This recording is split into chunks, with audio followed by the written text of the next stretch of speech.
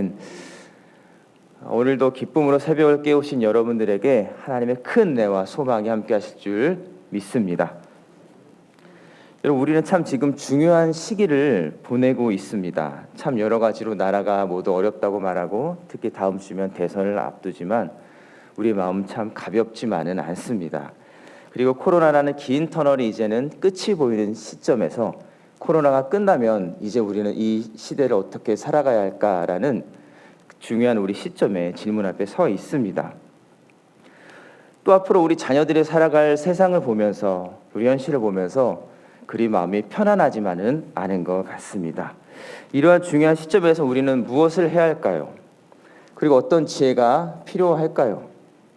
너무나 중요한 이 시기에 하나님 우리의 믿음의 사람을 통하여서 요구하시는 뜻은 무엇일까요? 오늘 다니엘서는 이런 중요한 물음에 답을 하고 있습니다. 다니엘서는 바벨론이라는 이스라엘을 정복한 땅에서 소망을 잃지 않는 이야기의 내용입니다. 다니엘서는 하나님이 다니엘을 통해서 위기에 놓인 이스라엘과 열방 가운데 소망을 주시는 메시지로 이루어져 있습니다. 다니엘과 세 친구는 다니엘서 1장에 보니까요, 잘생기고 똑똑하고 지혜와 지식이 뛰어났다고 합니다. 우리 다니엘처럼, 그렇죠? 잘생기고 똑똑하고 지혜와 지식이 충만했다고 합니다. 그래서 그들을 교육하며 왕궁에서 일하도록 했습니다. 바벨론이라는 강대국에 분명히 똑똑한 사람이 있었을 텐데도 하나님은 이 다니엘과 세 친구를 사용하셨습니다. 왜 그랬을까요? 다니엘서 내용을 살펴보면 그들에게 하나님의 지혜가 임하셨기 때문입니다. 그래서 탁월한 재주와 능력을 가지고 있을 수 있었기 때문이죠. 여러분, 지혜서라는 잠언서를 보면요, 그 주제는 잠언 1장 7절에 여호와를 경외하는 것이 지식의 근본이거늘 미련한 자는 지혜와 훈계를 멸시하느니라 라는 말씀이 바로 잠언의 주제입니다. 그런데 이 말씀은요, 잠언을 살펴보면 한 아들이 있었는데 그 아들 주위에는 두 명의 여인이 존재합니다. 첫째는 지혜로운 여인입니다. 그리고 또 하나는 음녀로 소개되고 있는 어리석은 여인입니다. 그런데 그 아들은 무슨 말이 진리인지, 누가 말하는 것이 참된 말인지를 분별하지 못합니다. 그 아들이 분별하여서 지혜로운 여인의 말을 듣는 것이 잠언은 참된 지혜라고 말하고 있습니다. 오늘 우리도 어리석은 여인이 아닌 그 지혜로운 여인이 하는 말, 즉 성경에 우리의 귀를 기울여서 말씀을 따라가는 지혜의 삶이 되기를 간절히 원합니다. 오늘 말씀에서도 그 지혜는 하나님의 말씀을 따라 살아갔던 다니엘에게 임하였습니다. 바벨론 왕이 다니엘 이름을 높이게 되고 다니엘이 믿는 하나님의 이름을 찬송하게 됩니다. 오늘 말씀에 보면 왕의 총애를 받던 다니엘을 모함하고자 신하들이 계략을 세웁니다. 그것은 다리오 왕 외에 그 어떤 왕에게 그 어떤 신이나 사람에게 절하는 사람은 모두 사자굴에 던져서 처형하겠다는 내용입니다. 이방인이 와서 갑자기 왕에게 사랑을 받고 지혜롭게 일을 너무 잘하니까 사람들이 질투가 났던 것이겠죠. 신하들이 얼마나 달콤한 말로 왕에게 마음을 샀던지 왕은 바로 도장을 찍어서 그거를 전교에 공포하게 됩니다. 왕은 이제 곧 후회할 시간이 다가오죠. 왜요? 왕은 다니엘이라는 존재를 잊고 있었던 겁니다. 오늘 말씀 다니엘서 6장 10절을 함께 읽어보겠습니다. 다니엘서 6장 10절입니다. 시작. 이 조세 왕의 도장이 찍힌 것을 알고도 자기 집에 돌아가서 윗방에 올라가 예루살렘으로 향한 창문을 열고 했던 대로 하루에 3번씩 무릎을 꿇고 기도하며 그 하나님께 감사하였더라. 아멘. 여러분, 다니엘은 왕 외에 다른 존재에게 절을 하면 사자굴에 집어넣어서 죽임을 당한다는 사실을 과연 알았을까요? 몰랐을까요? 너무나 잘 알았겠죠.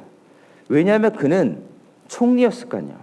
총리이기 때문에 그는 모든 문서를 다 살펴보고 왕이 어떤 결정을 하는지 다 알았던 자리입니다. 그는 사자굴의 위치와 그리고 사자굴에 넣으면 어떻게 되는지 다니엘은 너무나 잘 알고 있었겠지요. 다니엘은 평소와 다름없이 어느 날 공문을 살피다가 한 공문에 그의 시선이 멈추게 됩니다. 공문을 이렇게 보다가 시선이 멈추게 됩니다. 갑자기 몸이 굳어졌을 겁니다. 바로 왕이 내린 조서의 내용을 본 것이죠. 이때 다니엘은 직감적으로 느꼈을 겁니다. 이제 나는 목숨을 걸고 기도해야 될 때가 왔구나. 자신이 두고 온 고향, 부모님, 함께 제사하며 함께 음식을 먹으며 기뻐했던 그 순간들이 주마등처럼 스쳐 지나갔을 겁니다. 나의 조국, 나의 예루살렘을 위해 나는 매일 기도했는데 이제 어떻게 해야 하나? 여러분, 다니엘이 쉽게 결정을 했을까요? 저는 그렇게 생각하지 않습니다. 그도 사람이고 아직은 어린 나이입니다. 여러 가지로 합리화할 수 있었겠지요. 그래, 내가 속으로 기도하면 되지. 하나님 다 들으시는데. 내가 총리로서 먼저 나라의 법을 따르는 것이 먼저지. 이 시기만 넘기고 그때 창문을 열고 다시 기도하자. 이렇게 너무나도 많은 이유가 다니엘에게는 있었을 겁니다. 기도하지 말라는 것이 아니라 그 형식만 조금 바꾸면 되지라고 생각할 수 있었습니다. 다니엘은 하지만 자신의 조국인 예루살렘을 향해 창문을 열고 전에 하던 대로 하루에 3번씩 기도했습니다. 무슨 마음으로 다니엘은 이렇게 기도했을까요? 여러분, 그것은 그냥 용기도 아닙니다. 고집도 투쟁도 아닙니다. 그냥 결심도 아닙니다. 포로로 끌려온 다니엘은 자신의 나라와 가정과 이 땅을 기도해야 할 시기가 바로 지금이라는 것을 다니엘은 알고 있었기 때문입니다. 그래서 다니엘은 사자굴에 던져진다는 왕의 조서를 보고도 그는 기도했던 것입니다. 하나님이 통치하지 않으면 느부갓네살 왕도, 벨사살 왕도, 다리오 왕도, 그 어떤 왕도, 그 어떤 나라와 권력도 영원할 수 없다는 것을 다니엘은 알았습니다. 그래서 그는 창문을 활짝 열고 하나님 앞에 간절히 기도했던 겁니다. 여러분, 주기철 목사님의 이야기를 잘 아실 것입니다. 한국교회의 상징적인 인물인 동시에 대표적인 순교자로 잘 알려있는 분이지요. 그는 47세의 젊은 나이에 감옥에서 순교했습니다. 그가 유일하게 남긴 유산은 바로 일사가구라는 것이죠. 우리 그림을 한번 보여주시기 바랍니다. 그가 유일하게 남긴 유산은 일사가구예요. 이 4글자로 표현되고 있는데 그 뜻은 하나님께 목숨을 드리자. 하나님이 책임져 주신다. 이것은 그냥 결심도 아니고 각오도 아닙니다. 믿음의 배짱이고 자신감입니다. 한번 죽는 것은 정해진 것이요 그 위엔 심판이 있으리니 하나님의 말씀처럼 그는 이 땅에 태어난 하나뿐인 이 목숨 하나님이 태어나게 하셨고 하나님이 걷어가신다는 그 믿음의 자신감이었죠. 내 생명은 분명히 주님 손에 달려있다는 분명한 신앙의 고백이었습니다. 여러분, 오늘 다니엘도 이렇게 목숨을 건 위기 속에서 하나님을 바라보았습니다. 그는 창문을 활짝 열었습니다. 환경을 탓하지 않고 머리를 쓰지 않고 창문을 활짝 열었습니다. 사자굴에서 나를 지키실 하나님을 바라보며 여전히 창문을 활짝 열었습니다. 그리고 이스라엘을 향해 기도했습니다.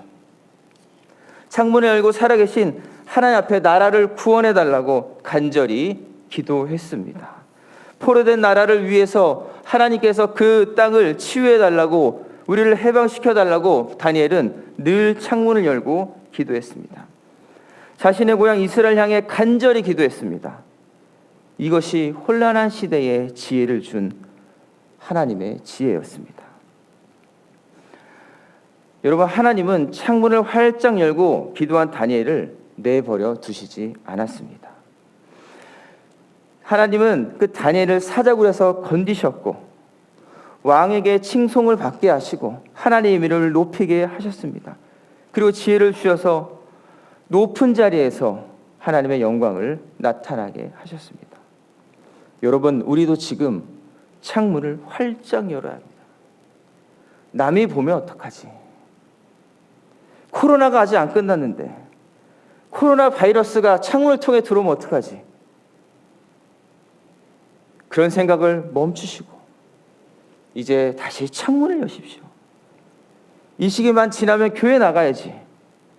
우리 아이들도 코로나만 지나면 교회를 내보내야지. 그런 마음이 아니라 오늘 말씀처럼 지금 여러분 창문을 활짝 여시길 바랍니다. 나라의 존망을 점치며 낙심하지 말고 창문을 여십시오. 하나님 앞에 지혜를 구하며 나가시길 바랍니다. 우리의 하나뿐인 생명을 주신 그 하나님, 그분이 주님이시라고 우리의 신앙이 고백한다면 여러분 창문을 지금 여시기를 바랍니다. 사랑하는 성도 여러분, 이 새벽에 깨어서 귀하게 하나님 앞에 나온 우리 성도 여러분, 하나님은 위기의 때에 다니엘과 같은 한 사람을 들어서 그 사람을 통해 하나님의 소망을 보여주십니다. 그 사람이 바로 여기에 앉아 계시고 온라인으로 함께 계신 여러분들입니다. 우리 자녀들입니다. 지금 우리는 나라의 어두운 미래를 전망하며 모두 걱정하고 있습니다. 대선을 앞두고 근심하는 것이 우리의 현실입니다. 이때 우리는 무엇을 해야 할까요? 하나님이 우리에게 원하시는 것은 과연 무엇일까요? 이제 꼭꼭 닫아있던 창문을 활짝 창문을 여는 사람이 되어야 합니다. 이제는 창문을 열고 사람의 지혜가 아니라 하나님의 지혜를 구하는 우리가 되어야 합니다.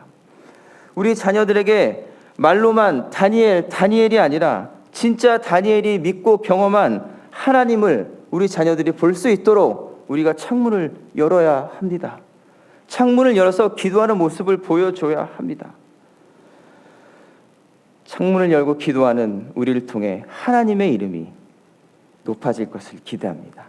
그 우리 나라와 교회와 가정이 창문을 여는 한 사람을 통해 회복될 줄 믿습니다.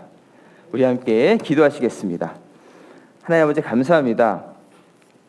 오늘 다니엘서를 통해서 하나님 위기 가운데, 나라의 어려움 가운데 창문을 활짝 열고 기도했던 그 다니엘, 그 모습을 우리가 보았습니다. 하나님 아버지, 우리도 코로나로 여러 가지 상황으로 어둡다고 창문을 닫고 숨어 있는 것이 아니라 이제 창문을 열고 주님 앞에 기도할 수 있는 우리 모두 될 수 있도록 주님 인도하여 주시옵소서. 감사드리며 예수 그리스도의 이름으로 기도드립니다.